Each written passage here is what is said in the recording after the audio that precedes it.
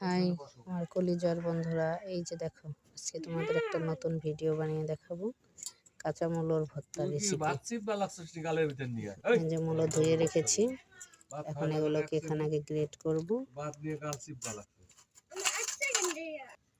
তো এই যে দেখো মূলো গ্রেট করা হয়ে গেছে, এখন এতে একটু লবণ দিয়ে দেব।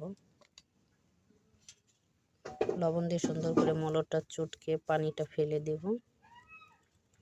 এই যে দেখো আমি হাত দিয়ে চটকে সের থেকে অনেকটা পানি বের হবে, সেই পানিটা ফেলে দিতে হবে।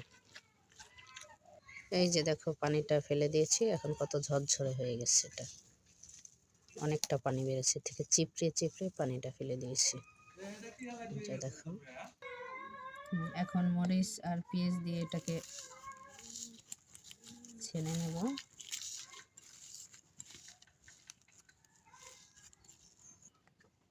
এখন এতে ধনের পাতা দিয়ে দেব।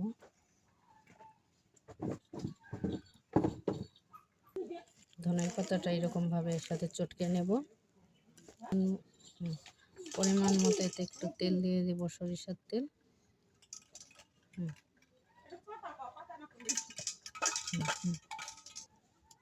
এখন এতে চটকে নেব।